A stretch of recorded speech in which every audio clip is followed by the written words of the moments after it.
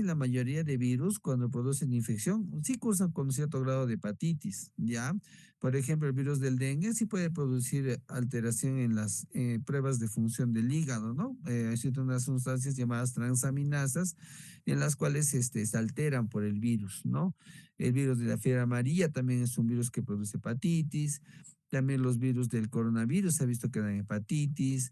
Los virus de enterovirus también, es cierto, el hígado no es el órgano diana, no es la principal estructura que se daña en estas infecciones, pero sí tiene repercusión, ¿ya? Entonces, en el caso de los virus que vamos a ver ahora, no son virus que sean todos del mismo tipo, tienen sus particularidades, no son de la misma familia siquiera, pero tienen en común en que el órgano que se daña de preferencia o casi siempre es el hígado, ¿ya? Entonces, de ahí viene el nombre de hepatitis virales. Casi todas las hepatitis que vamos a ver en este grupo se pueden cronificar, excepto una que es la hepatitis A, que generalmente es la más benigna de todas porque es una infección que afecta generalmente a los niños, ¿no? Es cierto, las hepatitis tienen que ver mucho con el cuidado personal, o sea, la transmisión es fecal oral en muchas de ellas. Y por otro lado, también están en relación a ITS, ¿no? Es decir, son enfermedades de transmisión sexual, ¿no? Algunas se cronifican, como mencionamos, las más importantes, la B y la C, no se olviden eso, ¿no? Y aparte que en nuestro medio tenemos mucha prevalencia de hepatitis B, sobre todo en zonas procedentes de Apurímac, Quillabamba, zonas de costa y algunas zonas de selva, ¿no? Entonces, es una enfermedad muy prevalente en nuestro medio, con tasas de transmisión altas, sobre todo transmisión vertical de madre a niño, por ejemplo, ¿no? Entonces, eso es algo muy grave. ¿Por qué? Porque los niños, si desarrollan la enfermedad, tienen mucho riesgo de desarrollar cáncer si es que no se tratan a tiempo, ¿no? Entonces, ese es un tema muy, muy delicado. Este, Actualmente, bueno, no es el objetivo del curso sobre el tratamiento, pero sí es necesario que sepan que la mayoría de los cuadros de hepatitis o se curan solos, o se autolimitan, mejor dicho, o se tiene tratamiento antiviral, ¿no? Que ayuda al control de la enfermedad, ¿no? Y el diagnóstico generalmente es pues por pruebas serológicas, ¿no? De repente hay un poquito de dificultad con las pruebas de hepatitis B porque hay que conocer bien el ciclo de la hepatitis B, pero con el resto de hepatitis es bastante sencillo hacer el diagnóstico, ¿ya? Entonces, bueno, pase al grupo, ¿no? Para que nos haga la presentación de su tema. ¿Ya? Pueden compartir su pantalla, chicos.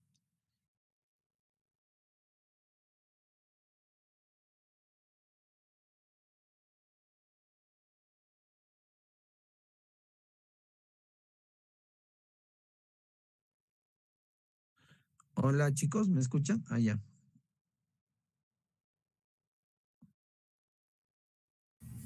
Sí, doctor, ¿se puede observar? Sí, yo veo su pantalla. Ya, está bien. Doctor, compañeros, buenas noches. En esta oportunidad vamos a exponer sobre el virus de la hepatitis. Ahora, vamos a comenzar con ¿qué es la hepatitis? La hepatitis es la inflamación del hígado que se causa principalmente por los virus hepatotrópicos. Este puede presentarse de forma aguda o crónica y generar complicaciones como cirrosis, insuficiencia hepática y carcinoma hepatocelular. Ahora, ¿por qué se agrupan estos virus? Los virus de la hepatitis comparten un marcador hepatotropismo primario, aunque se difieren sustancialmente en sus características, en la taxonomía, en la estructura, el genoma y la replicación. Lo común es que todos se dirigen e infectan principalmente las células del parénquima hepático, los hepatocitos. Ahora, eh, ¿cuáles son las características que comparten? Como ya hemos dicho, a pesar de pertenecer a diferentes familias, los virus de las hepatitis producen manifestaciones clínicas muy similares durante la fase aguda.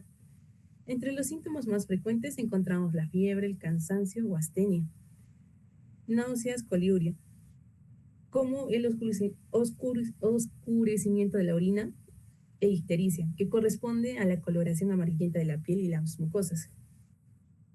Además, todos generan una elevación importante de las enzimas hepáticas ALT y AST, las cuales indican un daño en los hepatocitos.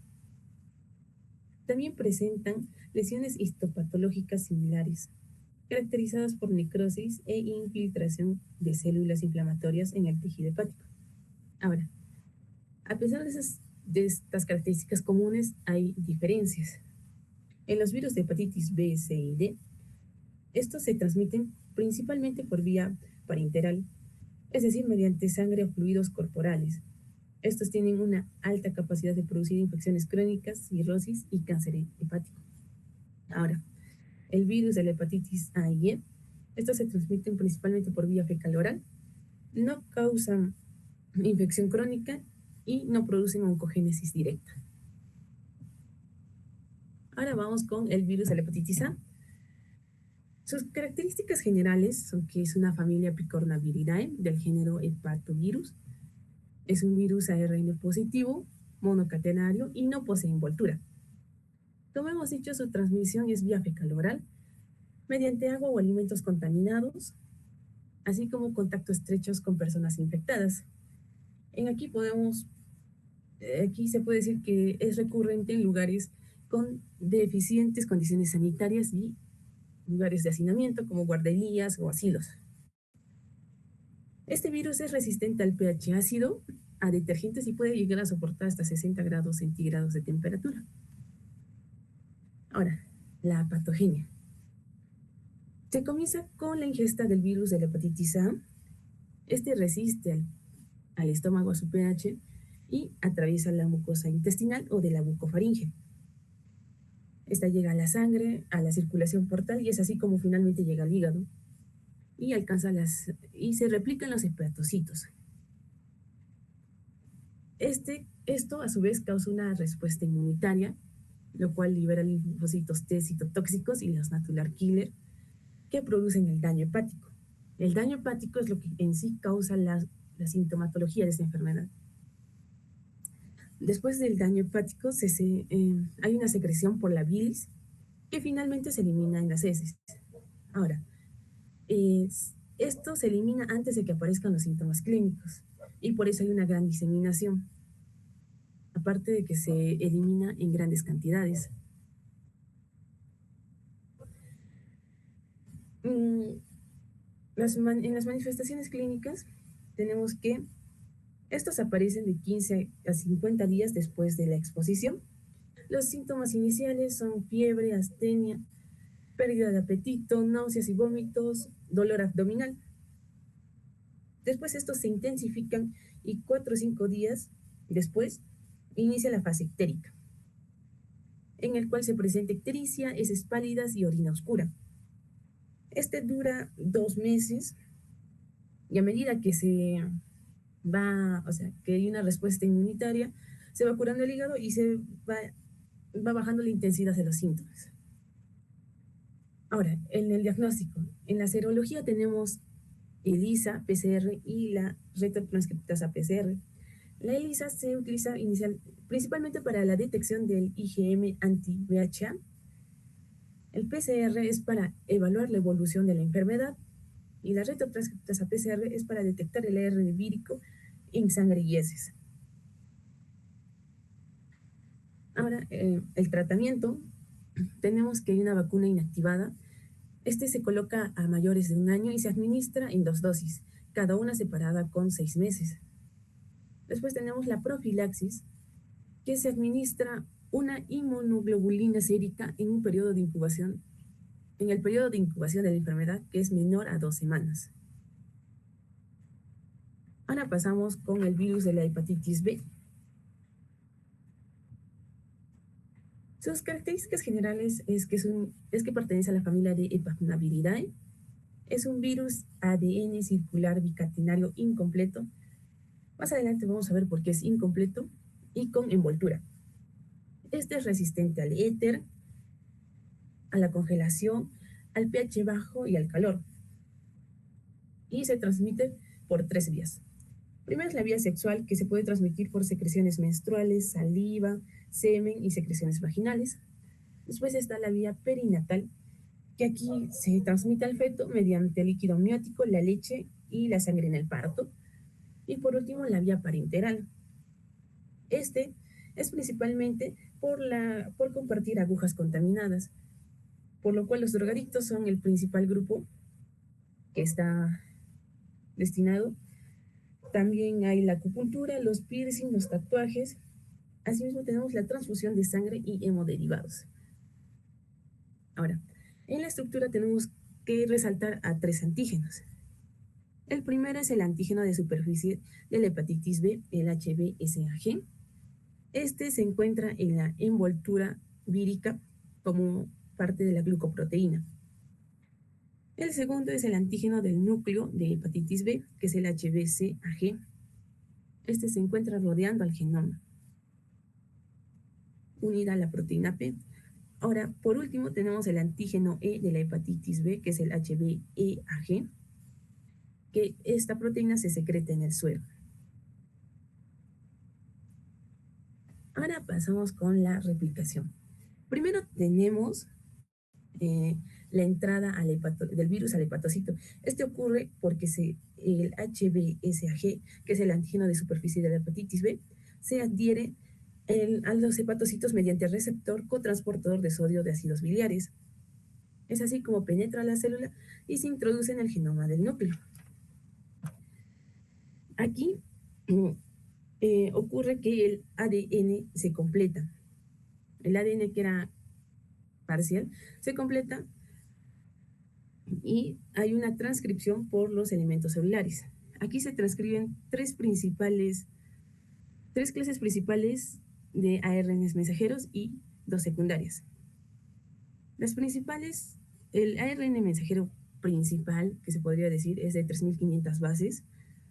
Este codifica, es como que la base para hacer el ADN viral. Este al mismo tiempo codifica el HBC y el HBE, la polimerasa y el cebador proteico. Como segundo tenemos el ARN de 2100 bases. Este codifica glucoproteínas pequeñas y medianas. Y el tercero es el ARN mensajero de 2400 bases, que codifican la glucoproteína mayor, que se superpone al ARN mensajero de 2100 bases. Ahora, dije que había 2 clases secundarias, que es de 900 bases. Estos codifican la proteína X, que estimula la replicación vírica. ¿Ya? Ahora, ¿cómo tal inicia la replicación? Porque a partir de la producción del ARN mensajero de 3.500 bases, este se encuentra en la nucleocápside y mediante el ADN polimerasa dependiente de ARN activa la transcriptasa inversa y la ribonucleasa H. Ahora, se sintetiza el ADN de cadena negativa a partir del cebador de la proteína P. Una vez que se ha sintetizado este ADN de cadena negativa, el ARN es degradado por la ribonucleasa H mientras se sintetiza la cadena positiva del ADN. Ahora, este proceso de la síntesis de la cadena positiva del ADN es interrumpido por la adquisición de la envoltura y la nucleocápside. Por eso es que se dice que es incompleta. Una vez que se adquiere la envoltura está con el antígeno HBsAg, que es el antígeno de superficie, y sale por exocitosis de la célula. Ahora, pasamos a la inmunidad. El daño hepático es mediado por la respuesta inmunitaria, no por el virus directamente. Los linfocitos T citotóxicos, CD8, son los que reconocen los antígenos virales HBsAg y HBeAg de los hepatocitos infectados. Esto provoca apoptosis celular e inflamación hepática. Una respuesta inmune eficaz elimina el virus y una respuesta insuficiente favorece la persistencia del virus de la hepatitis B y la evolución a hepatitis crónica. Ahora, este es un pequeño resumen de todo lo que he hablado en la anterior diapositiva. Y ahora pasamos con las enfermedades clínicas. Primero tenemos a la infección aguda.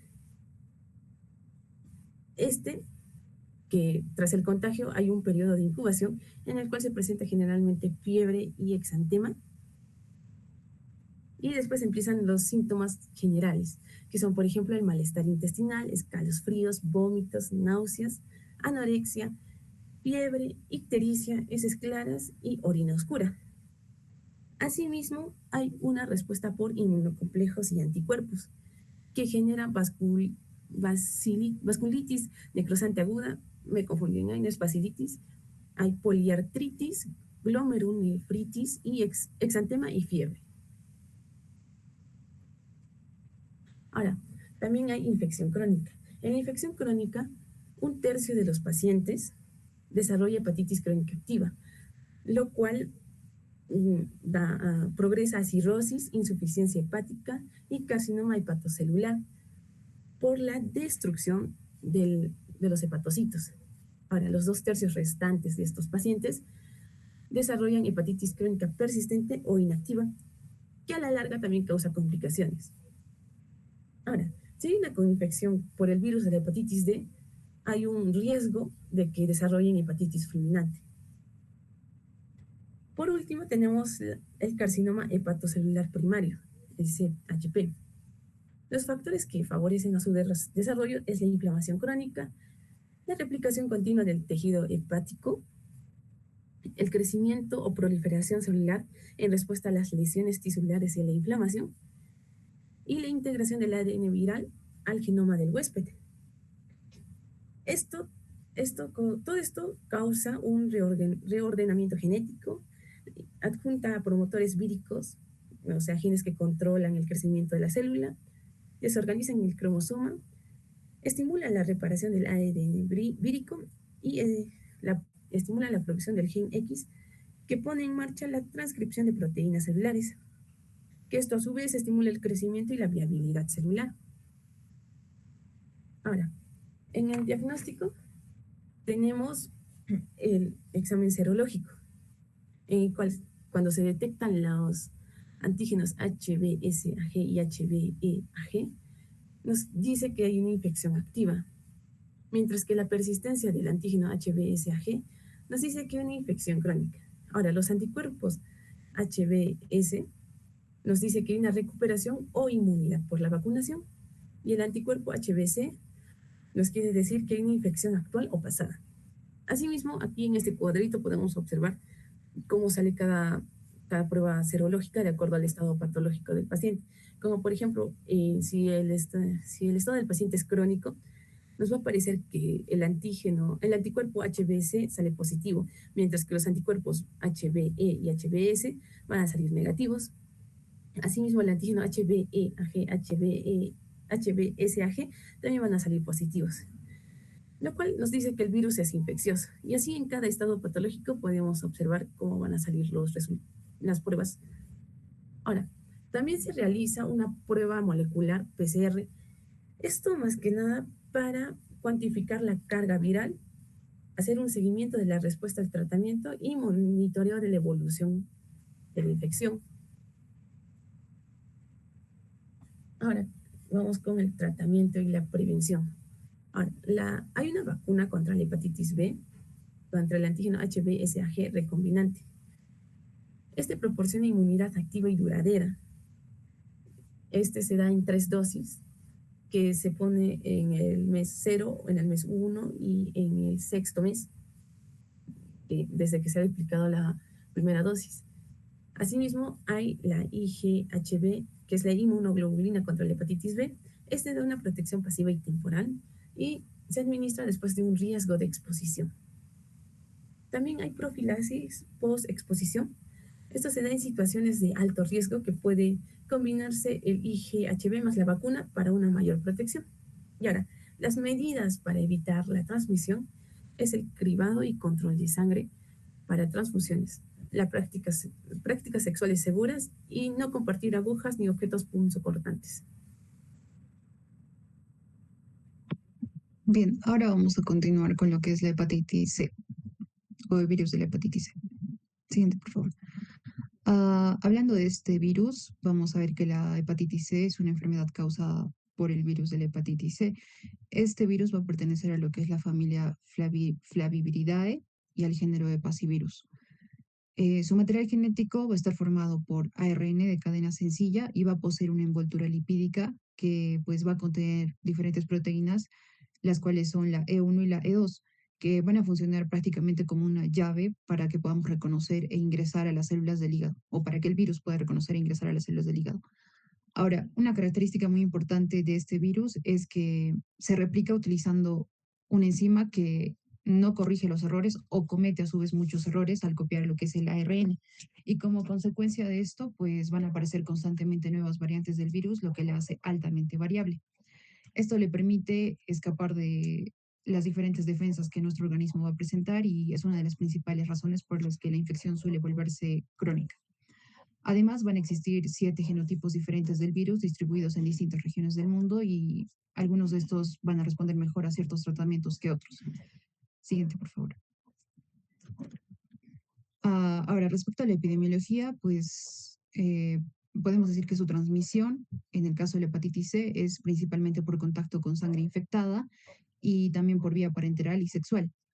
Antes de que existieran pruebas para analizar lo que es el tema de la sangre en donación y así, la principal causa de hepatitis después de una transfusión era esa misma.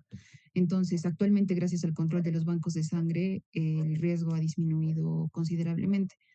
Ahora, la forma más frecuente de contagio es también compartir lo que es agujas o jeringas contaminadas.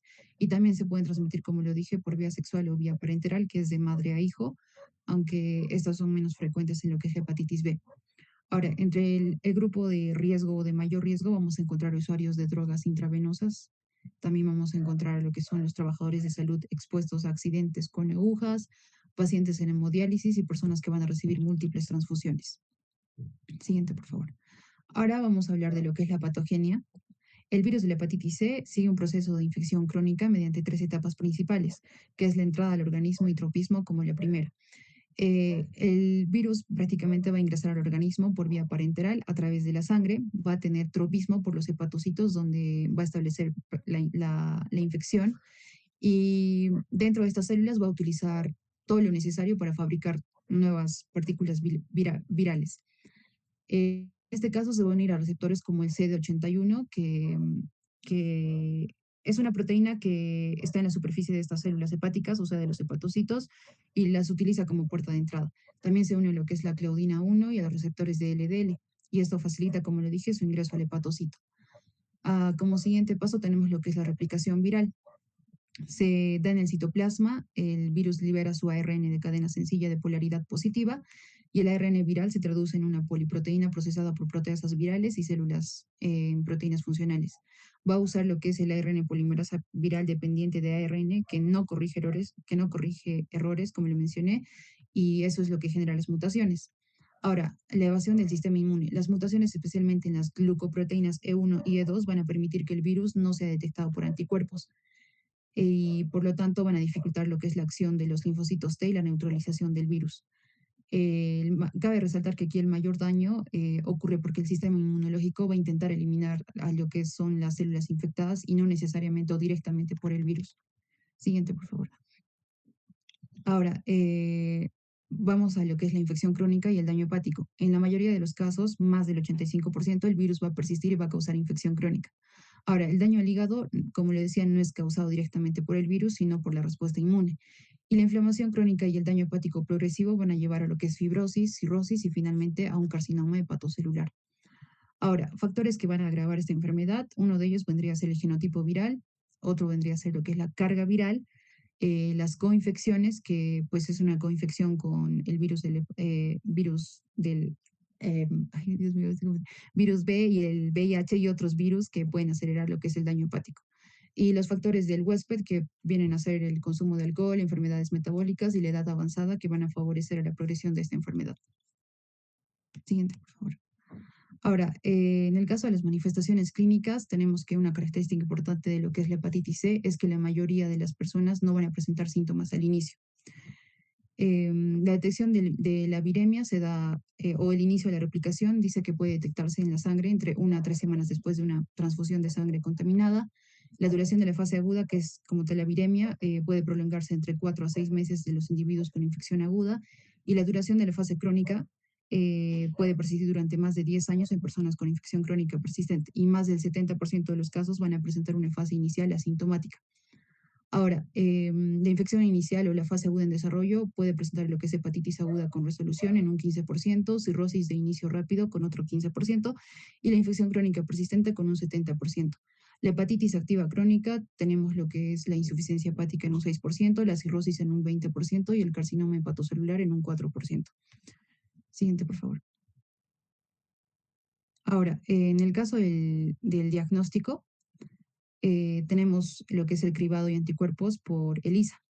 En este caso, pues el método es la identificación de anticuerpos anti-VHC, que es mediante ELISA, y el cribado, su modo de uso es el cribado de sangre de donantes sanos. La limitación temporal dice que la seroconversión va a ocurrir entre 7 a 31 semanas tras la infección, y la limitación en este caso vendría a ser que los anticuerpos no siempre van a detectarse en personas virémicas, inmunodeprimidas o en hemodiálisis.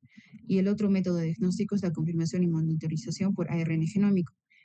Prácticamente se detecta lo que es el ARN genómico y se cuantifica mediante PCR. El propósito de esto es confirmar el diagnóstico de infección activa y valorar el éxito del tratamiento farmacológico antiviral. Permite también lo que es detectar el ARN del virus y en personas que son seronegativas, superando las limitaciones de lo que es el ELISA. Ahora, hepatitis D. Continuando con esta es causada por el virus Delta o VHD. Este es muy particular porque no puede infectar ni multiplicarse por sí solo. Necesariamente necesita lo que es la presencia del virus de la hepatitis B para completar lo que es su ciclo de vida. Por esta razón, se le considera un parásito vírico. Ahora, este va a utilizar una proteína del virus de la hepatitis B llamada HBsAg, lo que utiliza para ensamblarse o para formar lo que es su envoltura. El problema es que el VHD pues, no tiene los genes necesarios para producir esta envoltura por sí mismo y por eso va a depender completamente del virus de la hepatitis B. Siguiente, por favor. Respecto a lo que son otras características generales o su estructura, nos dicen que el virus delta es un virus pequeño que está formado por un ARN monocatenario circular. Aunque va a utilizar la cubierta del virus de la hepatitis B, su material genético sigue siendo propio de él mismo. Entonces, también va a poseer ciertos mecanismos propios de replicación. Y por eso podemos decir que, a pesar de que tiene una envoltura prestada, por decirlo así, tiene una identidad genética independiente. Siguiente, por favor. Ahora, respecto a la epidemiología, el virus de la hepatitis D pues, va a tener una distribución mundial. Se va a calcular que alrededor de 15 millones de personas están infectadas, en especial en ciertos lugares del sur de Italia, la Amazonía de Brasil, Colombia, Perú y además de ciertas zonas en África y Oriente Medio. Estas regiones se van a considerar endémicas porque la enfermedad se mantiene presente de manera constante. Ahora, las personas con hepatitis B crónica son más propensas, al igual que las personas que tienen contacto sexual con portadores del virus de la hepatitis B, los usuarios de drogas o mediante inyectables, pacientes con infección por VIH y hemofílicos y pacientes receptores de hemoderivados. Siguiente, por favor. Respecto a la transmisión, son prácticamente las mismas que la hepatitis B. Puede transmitirse mediante sangre contaminada, al compartir agujas o relaciones sexuales sin protección. Existen dos formas de infección. La primera es la coinfección, cuando una persona adquiere simultáneamente, o sea, al mismo tiempo, la hepatitis B y la hepatitis D. Y la segunda forma es la sobreinfección, cuando una persona ya tiene la hepatitis B y posteriormente va a adquirir lo que es el virus delta o el virus de la hepatitis D. En este caso, si hacemos una comparativa, la sobreinfección suele ser más grave porque el hígado ya estaba previamente afectado por el virus de la hepatitis B. En el caso de la patogenia, pues únicamente se puede replicar y provocar una enfermedad en personas con infecciones activas por el virus de la hepatitis B.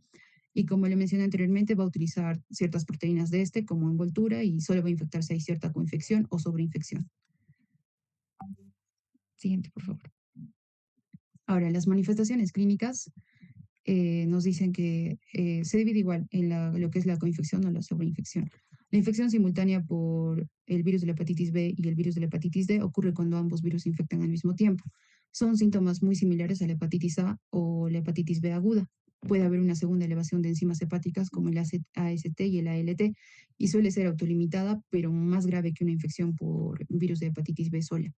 En el caso de la sobreinfección, las personas que ya tienen el virus de la hepatitis B crónico van a adquirir este virus de la hepatitis D, van a provocar recaídas de ictericia, van a tener alta probabilidad de desarrollar cirrosis hepática y la progresión es más rápida de la enfermedad hepática y tienen una alta probabilidad también de causar lo que es hepatitis fulminante, que es responsable del 40% de todos los casos.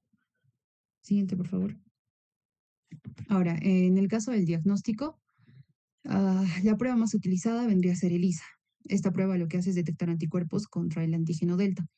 Los anticuerpos IgM pues van a aparecer aproximadamente 3 semanas después de la infección y van a sugerir lo que es una infección reciente o aguda. Y por otro lado tenemos los anticuerpos IgG que pues aparecen más tarde o más tardíamente y pueden permanecer durante años, incluso eh, van a indicar lo que es una infección pasada o persistente.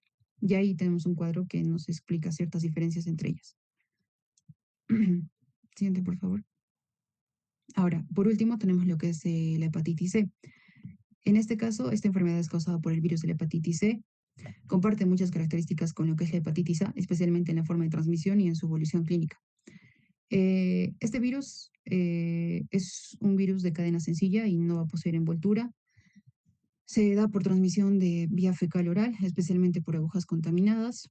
Es mucho más frecuente en regiones con deficiencias sanitarias, ¿no? Como algunas zonas de Asia, África y América Latina. Y en países desarrollados también se puede transmitir por los animales, especialmente por los cerdos, por lo que se considera también una zoonosis.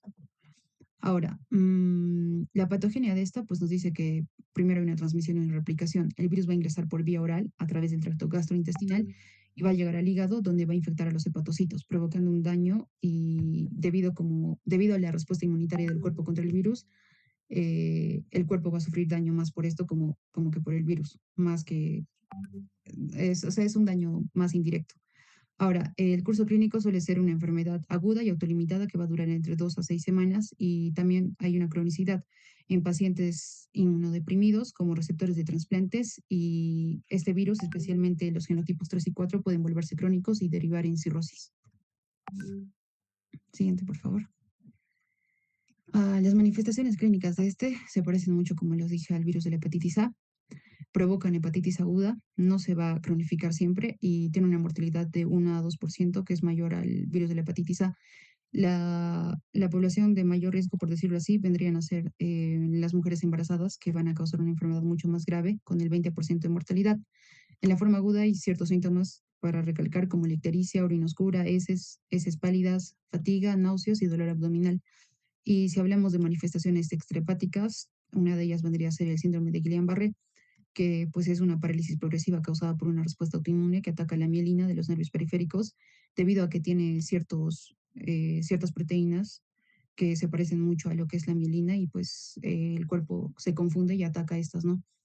Respecto al diagnóstico, pues tenemos que es por serología, por detección de anticuerpos. El IgM va a indicar anti-VHE, pues va a indicar una infección aguda y el IgG anti-VHE va a indicar una infección pasada.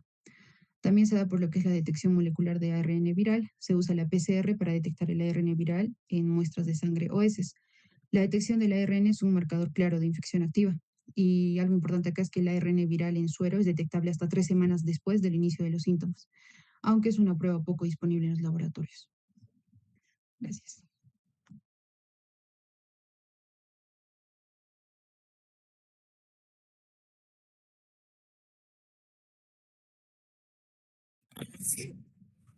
Ya, ok.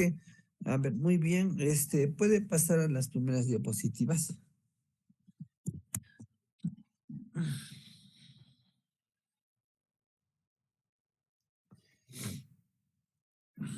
Bueno, como bien mencionan vuestros compañeros, el tema de hepatitis B, pues ¿no? Son virus que tienen mucha preferencia por el tejido hepático, ¿no? Y si se han podido dar cuenta, la inflamación el daño hepático generalmente no se produce por el virus per se, sino están involucrados lo que son, pues, está involucrado el sistema inmune, ¿no?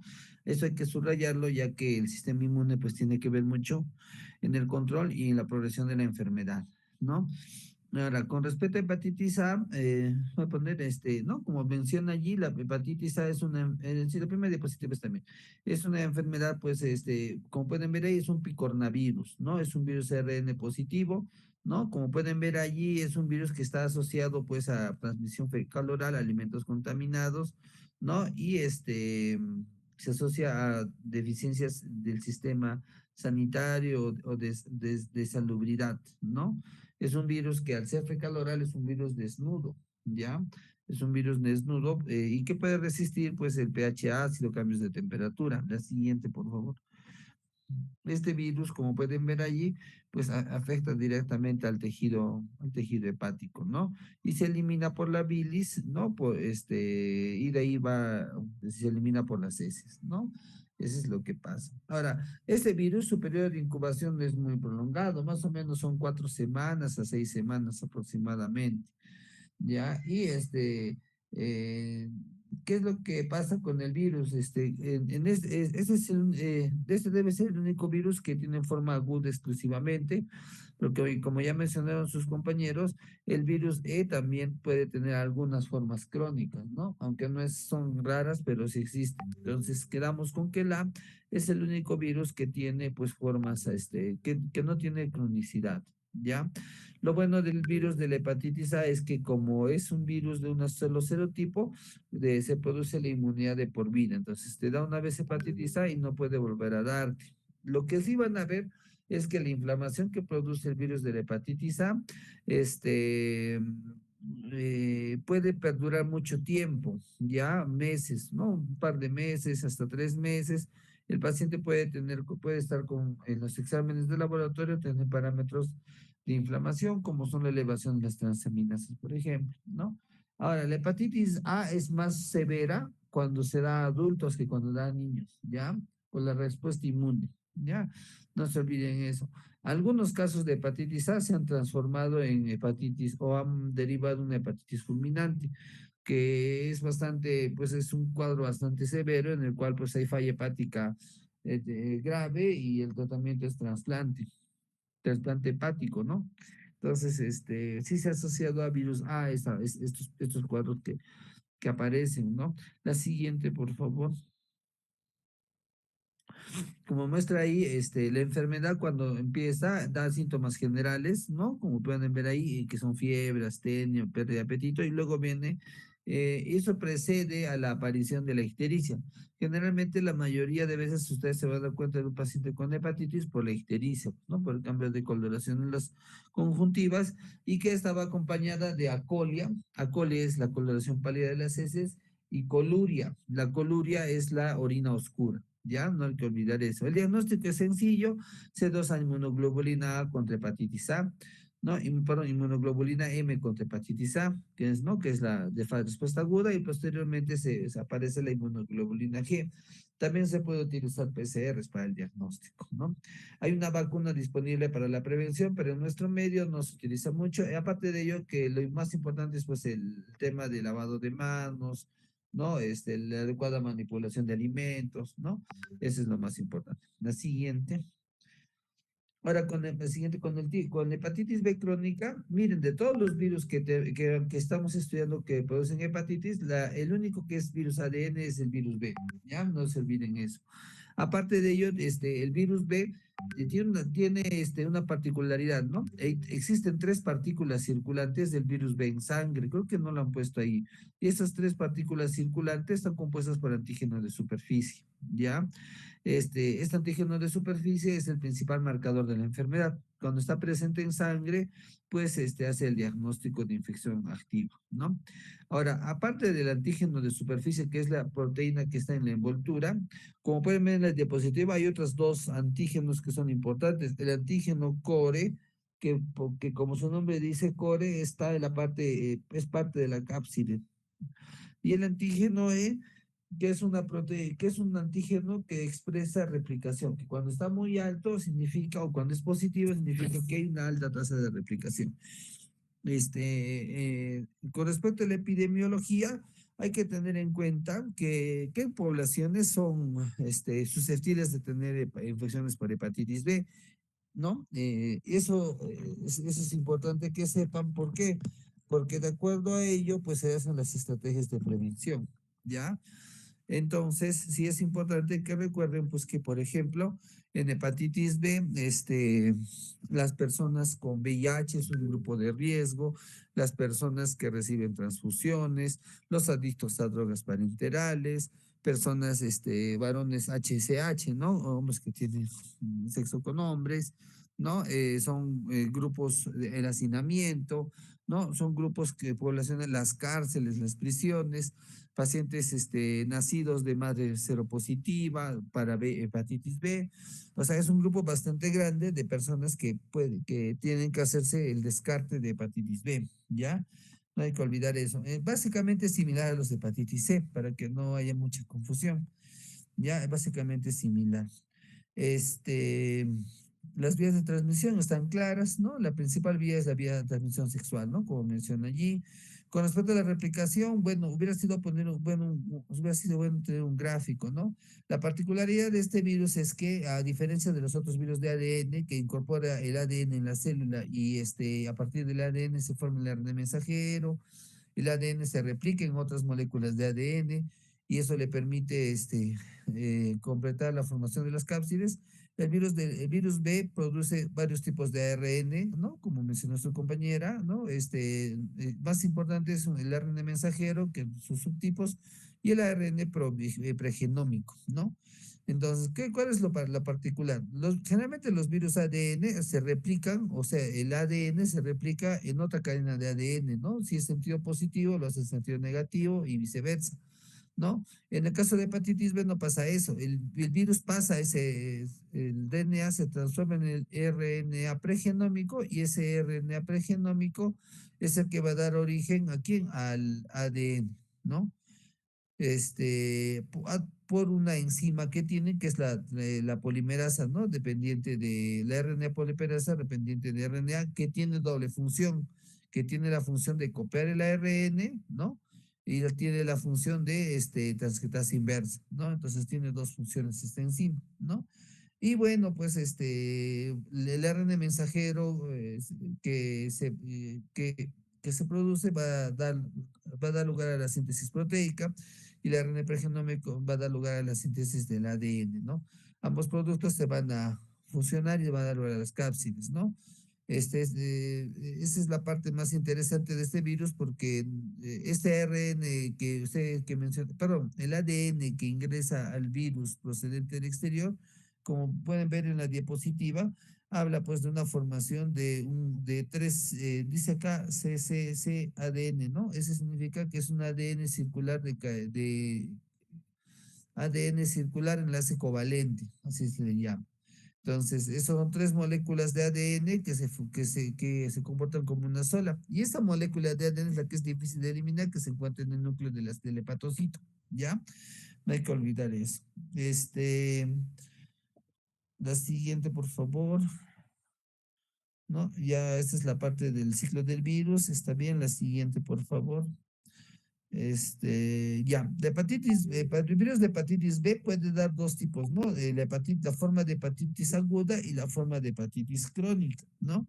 Este, la infección aguda por el virus de hepatitis B es similar al virus de hepatitis A. Hay síntomas generales iniciales, malestar general, dolor de cabeza, fiebre, y luego aparece pues la ictericia, que es lo que marca, ¿no? Que uno se da cuenta que el paciente tiene una hepatitis, ¿no?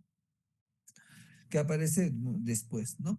Entonces, en la evolución son similares con la hepatitis A, son prácticamente los mismos síntomas. Claro, uno va a sospechar si es un niño pequeño que puede ser hepatitis A y si es una persona mayor, un virus B, ¿no?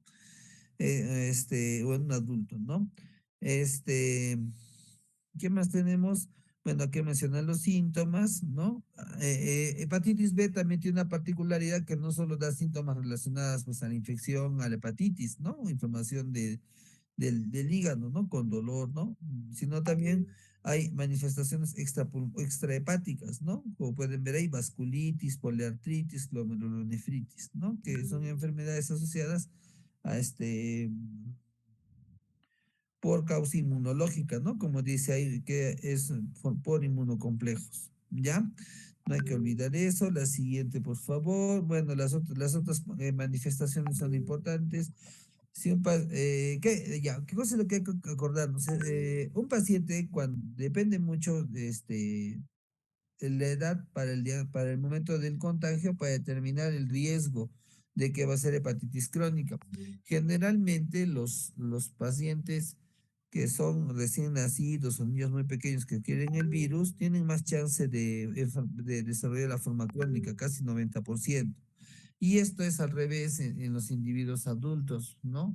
En los adultos jóvenes, la tasa de hepatitis crónica es menos del 10% o 10%, ¿ya? Entonces se invierte en la relación si se dan cuenta. Entonces es más peligroso para un niñito adquirir la enfermedad y en el caso de un adulto generalmente no va a tener, no, se va a controlar, ¿no? El sistema inmune va a controlar el virus, ¿ya? En la diapositiva también ponen datos importantes, por ejemplo, ¿no? Que un tercio de los hepatitis infectados con infección crónica hacen una hepatitis crónica activa. Y este grupo es el que va a dar lugar a cirrosis hepática y cáncer, ¿no?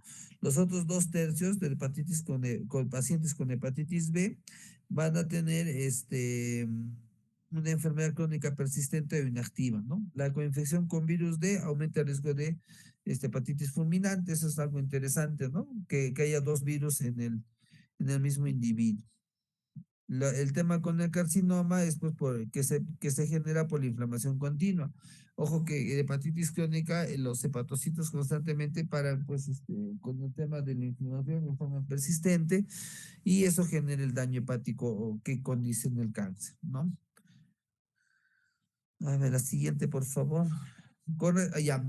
Otra cosa importante de hepatitis B, tienen que saber la serología, ¿no? Esa es la parte un poquito más engorrosa. Entonces, tienen que conocer bien los antígenos, ¿ya? En hepatitis B solo hay tres antígenos, ¿ya? A ver si no me equivoco, superficie antígeno, ¿eh? Ah, ya, perdón, existen dos antígenos, ¿ya? Uno es el antígeno de superficie y el otro es el antígeno E, ¿ya? Como pueden ver en la parte de diapositiva que dice diagnóstico, análisis serológico, antígeno de superficie positiva, antígeno de positivo, habla de infección activa, ¿ya? Entonces, aquí, ¿cuál es la clave? Cuando ustedes tengan esta prueba de antígeno de superficie positivo, significa que el virus está replicado, ¿ya? O sea, hay una actividad del virus. Entonces, en ese momento uno quiere saber si es agudo o es crónico, ¿ya? Si tú pides la prueba del antígeno E, no te va a ayudar mucho, porque el E y el antígeno de superficie van de la mano, no sé, casi van igual. Cae la inmunoglobulina, perdón, cae el antígeno E y también cae el antígeno de superficie, ¿no? En las concentraciones cuando el paciente se recupera, ¿ya? Entonces, para poder determinar si tu paciente tiene una infección aguda o crónica, lo que tiene que ver, hay dos parámetros. Uno es el tiempo, ¿no? Si tiene la prueba de antígeno de superficie más de 6 meses, esa es hepatitis crónica, ¿ya? Y lo otro es dosar anticuerpos contra el core. El core es una proteína que está en la capacidad del virus y que representa la inmunidad a la infección, ¿no? Digamos que un individuo se contagia de hepatitis, lo que va a desarrollar son anticuerpos anticore. Y esos anticuerpos anticore nos permiten a nosotros determinar más o menos si es una enfermedad aguda, es una enfermedad crónica, dependiendo si es IgM o IgG el que predomine en el resultado. ¿Ya? No sé si me dejen, si está claro, ¿se entiende?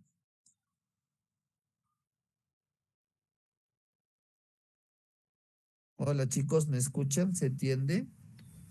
Sí, doctor. Sí. Ya, porque no. Si tienen alguna pregunta, me interrumpen nomás, por favor. Ya vamos a terminar, no se preocupen. Ya, entonces, el tema más delicado es esto, ¿no? De los antígenos de la serología para hepatitis B, ¿ya? Entonces, si tú tienes una prueba positiva de antígeno de superficie, es técnica actividad, estamos hablando, ¿no? Entonces, ahí tienes que verificar la otra prueba que es la anticore, ¿ya? El anticore es la prueba que te indica si hay agudeza o es crónico. Generalmente cuando es agudo, está presente el anticore IgM, ¿no? O como se entiende, ¿no? IgM viene de agudo. Y cuando ya la enfermedad tiene mucho tiempo, ya no aparece el IgM, solo aparece el IgG. Entonces en la prueba le piden anticore total. Entonces sabe que ese anticore total tiene IgG. ¿Ya? Entonces, si tu paciente tiene antígeno de superficie solamente positivo eso y el antígeno y anticore negativo, por ejemplo, significa que solo hay virus y que es una infección aguda, que es una infección aguda. En cambio, cuando tienes una hepatitis crónica, lo que aparece es el antígeno de superficie, que indica que está activo el virus, y lo otro que es segundo que aparece es el anticore. Y el anticore positivo total es el que te indica que esta es una infección crónica, ¿no? Lo otro es esperar los 6 meses, ¿no? Para ver si se negativiza o no. Entonces, eso es para llegar a ese diagnóstico. Ahora, ¿y para qué sirven los demás exámenes? Bueno, el antígeno E te indica replicación. Entonces, cuando tú tienes un paciente con antígeno E positivo, significa que no te dice si es agudo o crónico, pero lo que te dice es que es un virus que está replicando activamente. Se ha visto que los virus hepatitis que tienen que expresan antígeno E son mucho más contagiosos, ¿no? Porque tienen más cantidad de virus, ¿ya? O más replicación, una replicación más activa, ¿ya? La otra prueba que deben de conocer es el anticuerpo contra el antígeno de superficie, ¿ya? Esta prueba es la que se presenta cuando uno se cura o de una enfermedad, de una infección por hepatitis, y también la que aparece en la vacunación, pues, ¿ya? Por hepatitis, ¿ya? No se olvide, el anticuerpo contra el anticuerpo, ¿ya? Esos son los dos más importantes. Perdón, el anticuerpo contra el antígeno de superficie es el que te indica que que te has curado y que tienes inmunidad contra el virus. El anticore te indica si es agudo o crónico, ¿no? Y el antígeno de superficie solo indica actividad, ¿ya? Entonces, esas tres son las más importantes, ¿no? Que hay que tener en cuenta. Acá les ponen una tablita que es interesante, pero sí hay que conocer un poco bien cómo es el virus para poder no confundirse, ¿no? Porque a veces, si quieres memorizarlo, no te ayuda mucho. La siguiente, por favor. Ya, entonces el diagnóstico se hace con las pruebas serológicas. La carga viral, como menciona su compañera, es referencial nomás para el tema de tratamiento, monitoreo del tratamiento. La prevención, como pueden ver, existe la vacuna contra hepatitis B y existe también la profilaxis, ¿no?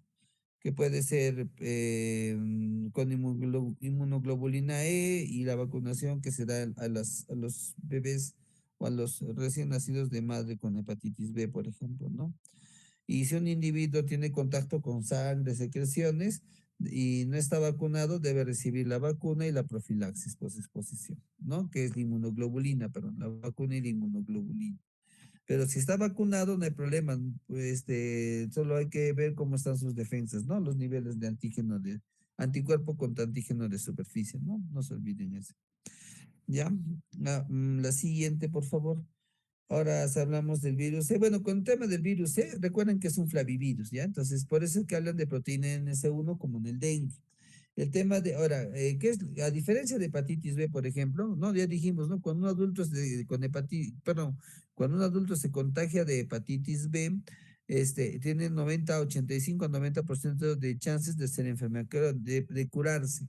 Y el otro 10 a 15%, hacen la forma crónica. En hepatitis es al revés, el 80-90% desarrolla en la forma crónica y un 10% se cura. ¿Ya? Entonces, no se olviden que eso es al revés. La parte de la variabilidad del virus ya está muy bien explicada, eso sí está bien. Los genotipos son importantes en este virus, sí, porque te determinan el tratamiento, ¿no? O sea, hay antivirales específicos para cada genotipo, a eso me refiero. Ya la transmisión es muy parecida a hepatitis B, como bien mencionan sus compañeros, es más por transfusiones y menos por relaciones sexuales o transmisión transplacental, ¿no? Con respecto a la forma aguda que presenta, es similar a las virus A y B, y la forma crónica también es similar, ¿no? O sea, hay una reacción inmunitaria contra los hepatocitos que no es que el virus, no es que el virus infecta directamente al tejido, ¿no? Eso, ¿no? Para el diagnóstico, la siguiente, por favor. Para el diagnóstico es necesario conocer los grupos de riesgo, ¿ya? Los grupos de riesgo de hepatitis C, pues son casi los mismos de hepatitis B, ¿no? Pacientes que están en cárceles, pacientes a drogas, usuarios de drogas endovenosas, pacientes HCH, pacientes que que han nacido de madre portadora, pacientes con VIH, ¿no? Pacientes inmunosupresos, ¿no? En ellos hay que buscar el virus. Para el diagnóstico utilizas el dosaje de anticuerpos, ¿no? Pides anticuerpos contra hepatitis B, ¿ya? No se olviden eso. Y a diferencia de hepatitis B, que hay unos anticuerpos que nos protegen, ¿no? El anticuerpo contra el antígeno de superficie, hepatitis C no tiene esos anticuerpos, ¿ya? Entonces, y aparte de la variabilidad del virus, pues eso fomenta, pues, que desarrollen más fácilmente la enfermedad, ¿no? Ese es en el caso de hepatitis C. ¿Qué más habría que mencionar? Este, creo que eso sería lo más importante con respecto. Ya, hay casos de hepatitis C que no se puede encontrar la causa, ¿ya? Si buscan algunos reportes, van a ver que ha habido casos de pacientes con pruebas positivas para hepatitis C, pero nunca han tenido algún factor de riesgo, ¿no? Por eso se habla que hay un porcentaje importante que no es determinado, ¿ya? O sea, que la vía de contagio no se podría ser determinada, ¿no? Pues se habla mucho de que sean personas que están en contacto con el hospital. Y con respecto al diagnóstico, como pueden ver en las diapositivas, se utiliza la prueba de ELISA IgM, ¿no? Para virus C y el IgG para virus que indica exposición, ¿no? Ya, lo que mencionaba era que el virus C no tiene, a pesar de tener anticuerpos en las pruebas de sangre, esos no te protegen, ¿no? No te protegen de la replicación o de las formas crónicas. La siguiente, por favor. Con respecto a hepatitis B, D, no se olviden que su particularidad es que necesita del B para poder replicarse, ¿no? Y lo otro importante que sepan es la coinfección, o sea, adquirir los virus B y D al mismo tiempo no es tan grave como la superinfección, que es un paciente con virus B crónico, una infección crónica por hepatitis B, y que desarrolla, pues, o que se contagia de virus D, ¿ya? El manejo del virus D, bueno, es igual, control el virus B, ¿no? Colocas vacuna usas la vacunación contra B y obviamente pues eso te va a proteger contra el D más, ¿no? Y para terminar el E, no se olviden que es transmisión fecal oral. Si hay formas crónicas en algunos tipos, afecta mucho a gestantes. Se ha visto que puede dar hepatitis fulminante gestante hasta 20% de casos, ¿no? Y la vía de transmisión es vía fecal oral, ¿no? No se olviden. En el virus D, la vía de transmisión es igual que hepatitis B. Entonces, no hay mucha diferencia, ¿no? Transfusiones, relaciones sexuales, durante el parto, ¿no? En el caso del virus E, solo es fecal oral, ¿ya? No hay que olvidar eso. ¿Qué más podemos mencionar? Yo creo que esa es la parte más importante. Este, sí, eso creo que sería todo. ¿Alguna pregunta, chicos?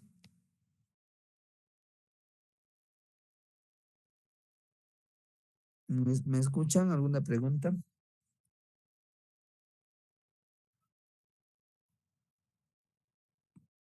No, nada que quieran acotar, aclarar.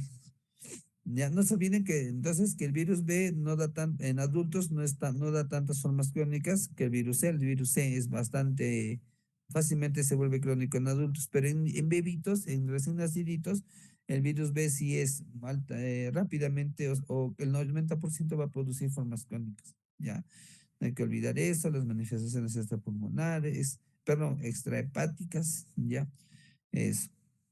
Ya.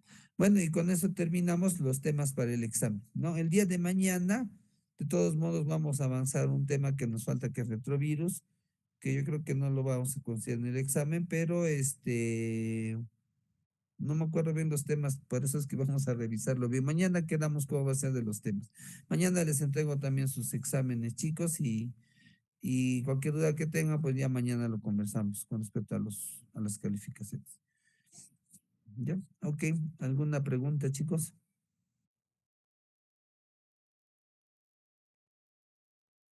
Todo claro, doctor. Ya, ok. Muy amables. No se olviden de compartir las diapositivas, por favor, para poder hacer las preguntas del examen. ¿Ya? Que tengan buenas noches, chicos. Nos vemos.